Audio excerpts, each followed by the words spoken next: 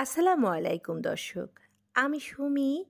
আমার চ্যানেল শখের লাইফস্টাইলে আরও একবার আপনাদের সকলকে স্বাগত জানাই। কাছে কিংবা দূরে, দেশ কিংবা দেশের বাইরে, যে যেখান থেকে আমার ভিডিওটি দেখছেন, আশা করছি আল্লাহর অশেষ রহমতে ভালো আছেন, সুস্থ আছেন। আলহামদুলিল্লাহ, আমরাও ভালো আছি। তো দর্শক, আজকে অনেক দিন পর সকাল সকাল নিজে একটু কফি খাবো, আর সেটাই আপনাদের সাথে একটু শেয়ার করব বলে একটুখানি ভিডিও করেছি। তো দেখতেই পাচ্ছেন, আমি কিন্তু আমার কফি বানানোর জন্য কফি মগের মধ্যে কফি নিয়ে নিলাম। যেহেতু আমি ব্ল্যাক কফি খাই, তাই আমার কফি বানাতে কিন্তু কোনো ঝামেলাই নেই। তো এখানে চুলায় আগেই গরম পানি বসিয়ে দিলাম, দেখতেই পেলেন। তারপর কফিটা তৈরি করে নিব। আর এদিকে টোস্টারে একটু এই 2 পিস পাউরুটি টোস্ট করে নিব, কারণ আমার কাছে টোস্ট করা পাউরুটিটাই বেশি মজা লাগে। আপনাদের ভাইয়াও টোস্ট করা পাউরুটি পছন্দ করে, কারণ শীতের সকালে হালকা গরম গরম টোস্ট পাউরুটি দিয়ে চা কফি যেটাই বলুন ভালোই লাগে খেতে, খারাপ লাগে না। কিন্তু আমার কাছে দুধ চা পরোটা দিয়ে কিন্তু খুব মজা লাগে। তো ওটা তো বেশি খেতে পারি না, যেহেতু আমি একটু অ্যাভয়েড করে চলি পরোটাগুলো, তাই পাউরুটি বা হাত রুটি এগুলোই আমার জন্য পারফেক্ট টোস্ট বিস্কিট। তো এখন আমি 2 পিস রুটি এই যে টোস্টারে দিয়ে দিয়েছি। এটা টোস্ট হয়ে গেলে এর সঙ্গে কফিটা দিয়ে খেয়ে নিব। এটাই হলো আমার সকালের নাস্তা। তো আজকে এই যে দেখুন, সকাল থেকে দুপুর পর্যন্ত কি কি খাই অবশ্যই দেখতে পারবেন। আর এখন কিন্তু এই সকালের নাস্তা খাওয়ার পরে আবার একটু পর আমি কী খাবো সেটাও কিন্তু আজকে আপনাদের সাথে অবশ্যই শেয়ার করব। তো ভিডিওর এ পর্যায়ে আমার প্রিয় দর্শক আর আমার প্রিয় আপু ও ভাইয়াদের উদ্দেশ্যে আমার সেই নিয়মিত একটি কথা। আমার আপু ভাইয়ারা, আপনারা নিশ্চয়ই বুঝে গিয়েছেন আমি কি বলতে চাচ্ছি, তবুও একটিবার বলে আপনাদের মনে করিয়ে দিচ্ছি। আপনারা যারা আমার ভিডিওটি দেখছেন, প্লিজ ভিডিওটিতে একটি লাইক দিয়ে দিবেন, আর ভিডিওটি শুরু থেকে শেষ পর্যন্ত দেখে নেবেন, কারণ আপনাদের একটি লাইক পারবে আমার ভিডিওটি আরও অনেকের কাছে পৌঁছে দিতে। এই জন্যই বারবার আপনাদের মনে করিয়ে দিই।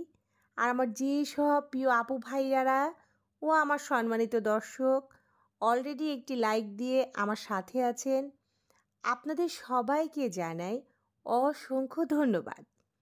তা এখন আমি কফিটা খেয়ে নিচ্ছি এই রুটি দিয়ে, তাই আপনাদের সাথে একটুখানি শেয়ার করছি। আর আপনাদেরকে দেখাবো আজকে সারাদিনে আমি কি কি করি।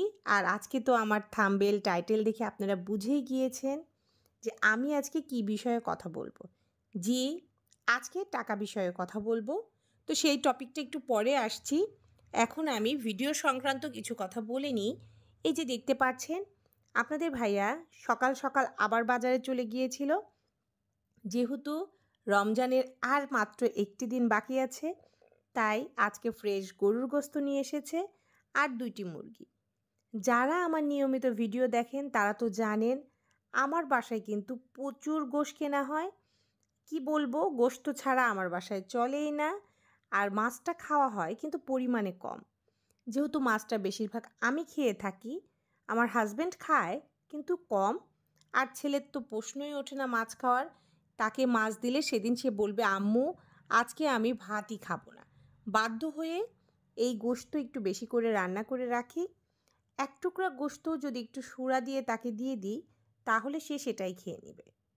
তাই এজন্যই আমাকে বলতে গেলে প্রতিদিনই গোশত রান্না করতে হয়। তো অনেক সময় একটু ভারী বেশি পরিমাণে রান্না করি, যাতে ও এটা দিয়ে 2 বার খেতে পারে, এই কারণে। তো এখন এই বাজারগুলো ভালো করে মাংসগুলো কেটে বক্সে করে রেখে দিব, আর গরুর মাংসটাও ভালো করে আলাদা আলাদা বক্সে করে রেখে দিব। কারণ এখন যদি আমি গুছিয়ে রেখে দিই, তাহলে রোজার মধ্যে আমি শুধু ফ্রিজ থেকে নামিয়ে একটু ধুয়ে নিলেই আমার রান্নার জন্য প্রস্তুত হয়ে যাবে, আর আমাকে ঝামেলাও পোহাতে হবে না। তা এখন এগুলো রেখে দিয়ে চলে গেলাম। এই যে দেখুন, গরম পানি করে নিয়ে এসেছি, আর বালতির মধ্যে গরম পানি দিয়ে দিলাম। তার সঙ্গে এখানে কিন্তু আমি সোডা ব্যবহার করব। আর সোডা দিয়ে আমি গরম পানির মধ্যে আমার সবসময় বাসায় ব্যবহার করা ৩ জনের ৩টা গামছা আজকে ধুয়ে দিব। কারণ এগুলো একটু গরম পানি দিলে খুব ভালো ক্লিন হয়, আর সুটা দিয়ে সেদ্ধ করলে আরও ভালো ক্লিন হয়। এটা আমি মনে করি, আর আমি এভাবে করে থাকি। তা আপনারা যারা করেন তারা তো জানেন, আর আমার যেসব আপুরা জানেন না, একবার এভাবে ধুয়ে দেখবেন, আপনার কাপড় একদম ঝকঝকা চকচকা হবে, আর গামছাতে যে একটি আঠা আঠা ভাব আসবে সেটা কখনো হবে না। তো আমি এইভাবেই নিয়ম মেনেই কিন্তু এই গামছাগুলো ওয়াশ করে থাকি, আর এতে আমি খুবই উপকৃত হই। তাই আজ আপনাদের সাথে শেয়ার করলাম, যাতে আপনারা যারা জানেন না তারা এইভাবে ওয়াশ করলে আপনারাও উপকৃত হবেন। আর আমার ভিডিও দেখে যদি কেউ একটু উপকৃত হন, তাহলে আমি আমার ভিডিও করা সার্থক মনে করব। তো এখন এই যে প্রতিদিনকার মতো আজকেও কিন্তু অ্যাকোরিয়াম অন করে দিলাম, আর এই যে মাছগুলো লাফালাফি শুরু হয়ে গিয়েছে, আর ওদেরকে এখন একটু আমি খাবার দিয়ে দিব। তাই এটুকু আপনাদের সাথে একটু শেয়ার করছি। খাবার দেওয়ার পর দেখুন ওরা কিন্তু উপরে উঠে আসছে এবং খাবার খাচ্ছে।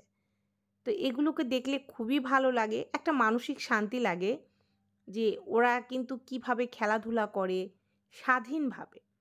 তো যাই হোক, ওদেরকে একটু তাকিয়ে তাকিয়ে দেখছিলাম, আর আপনাদের জন্য একটুখানি ভিডিও করছিলাম। এই অ্যাকোরিয়াম পরিষ্কার করার ঝামেলা হলেও এটা পরিষ্কার করার পর দেখতে কিন্তু ভীষণ ভালো লাগে। আর এই যে ছুটাছুটি আপনাদের সাথে গতদিনও শেয়ার করেছিলাম, আজকেও করছি, কারণ প্রতিদিনই এটা সামনে পড়ে আর মনে হয় সবাইকে একটু দেখাই। তো যাই হোক, এটা দেখা শেষ। এখন চলে যাচ্ছি আমি আমার পরবর্তী কাজে। এখন কিন্তু বেলা বাজে 11টা, আর এই 11টার সময় আমি কি খাবার খাই সেটাই আপনাদের সাথে শেয়ার করছি। এখন আমি একটা আপেল কেটে নিচ্ছি, আর এই আপেলটা কেটেই কিন্তু আমি আমার খাবার রেডি করছি। কারণ আপনারা তো জানেন, আমি এর আগে বলেছি যে আমি আমার ওজন নিয়ন্ত্রণ করতে ভাত কিন্তু খাই না, আর সকালে যেহেতু আমি ভারী খাবার খাই না, তাই 11টার দিকে আমার একটু ক্ষুধা লাগে, আর সেই ক্ষুধা নিবারণের জন্যই কিন্তু আমি ফল খেয়ে থাকি। আর এ সময় আমি যে কোনো ফল খেতে পারি, সেটা হোক পেয়ারা, হোক আপেল, হোক বড়ই, যেটাই হোক, হাতের কাছে যেটা পাই সেটাই খেয়ে নিই। আর পাশাপাশি খেজুর, বাদাম এগুলোও কিন্তু খাই। আর বাদাম কিন্তু দামিটা খেতে হবে এর কোনো মানে নেই। আপনার ঘরে যদি কাজু বাদাম থাকে কাজু খাবেন, না থাকলে কোনো সমস্যা নেই, 20 টাকা দামের বাদামও তো পাওয়া যায়। আমি কিন্তু ওই বাদামটাও খাই প্রচুর পরিমাণে। আর 2টি খেজুর খাই। এই যে দেখুন, আমি কিন্তু প্লেট সাজিয়ে নিলাম, আর এখন একটু টিভি ছেড়ে দিয়ে নিজের রিল্যাক্স টাইমে একটু এই নাস্তাটা করে নেব। কারণ সংসারে শুধু কাজ করলেই হবে, নিজেরও তো যত্ন নিতে হবে। আর নিজের যত্ন নিতে গেলে অবশ্যই নিজেকে সময় দিতে হবে। তো আমার প্রিয় আপুরা, যারা আমার ভিডিওটি দেখবেন, প্লিজ আপনারাও নিজের দিকে যত্ন নেবেন, সংসারের কাজ অবশ্যই করবেন, পাশাপাশি নিজের শরীর, নিজের স্বাস্থ্য সব কিছুরই যত্ন নেবেন, যাতে দিন শেষে আপনিও সুন্দরী সেই রমণী সুন্দরীই থেকে যান। আপনাকে যেন কেউ বলতে না পারে যে বয়সের সাথে আপনি বুড়িয়ে গেছেন। তো যাই হোক, আজকের মূল টপিক। আমি কিন্তু আজকে বলেছি টাকা খরচ করতে হবে, টাকা জমিয়ে রেখে কখনো বড়লোক হওয়া যায় না। জি, টাকা দিয়ে টাকা আনুন, টাকা জমিয়ে রেখে কেউ কখনো বড়লোক হতে পারবে না, তার প্রমাণ আজ আমি দিয়ে দিব। এই যে দেখুন, আমার হাতে কিন্তু অনেকগুলো টাকা। জি, এই টাকাগুলো কিন্তু আপনাদের ভাইয়ারই টাকা, আমি জমিয়েছি। আর এই টাকাগুলো আজ আমি ইনভেস্ট করব একটি ব্যবসায়। আর সেই ব্যবসাটা হলো, আমার এক পরিচিত ভাবি অনলাইনে কাপড় চোপড় সেল করতো, তো উনি একটি দোকান দিয়েছে, আমি ওনার সেই ব্যবসার একটুখানি শরিক হব।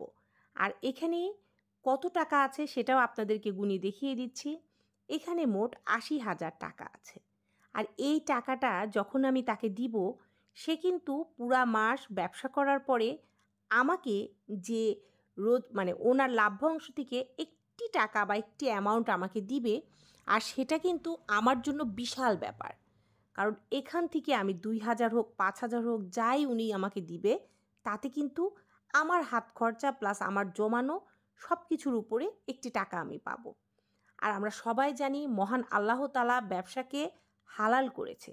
আর যেহেতু এটা আমি ব্যবসায় খাটাচ্ছি, ব্যাংকে রাখছি না, তাহলে সুদও হলো না, হারামও হলো না। তাহলে আমি কিন্তু হালাল উপায়ে টাকা ইনকাম করলাম। আর এটা কিভাবে? টাকা খরচ করে টাকা ইনকাম করলাম। তাহলে টাকা দিয়েই কিন্তু টাকা আনা যায়, আর টাকা জমিয়ে রেখে কখনোই বড়লোক হওয়া যায় না। এই টাকাগুলো যদি আমি ব্যাংকে রেখে দিতাম, এটা ব্যাংকেই পড়ে থাকতো, হয়তো ১ বছর পর ১,০০০ কি ২,০০০ টাকা বাড়তো। আর এখন আমি এই টাকা দিয়েই এই রোজার ঈদের মধ্যেই এই টাকার সাথে হয়তো আরও ৫,০০০, ৬,০০০ বাড়তি টাকা আমার ঘরে আসবে। তাহলে টাকা দিয়ে টাকা আনলাম। তো আমার আপুরা, আপনাদের যদি পরিচিত এমন কেউ থাকে বা কোনো পথ থাকে এরকম, অবশ্যই নিজের গচ্ছিত টাকা এইভাবে কাজে লাগান আর টাকা দিয়ে টাকা আয় করুন। আর আমার আইডিয়াটা আপনাদের কেমন লাগলো অবশ্যই আমাকে কমেন্টে জানাবেন। তা আমি সুমি এখন বিদায় নিয়ে নিচ্ছি। আল্লাহ হাফেজ। আসসালামু আলাইকুম।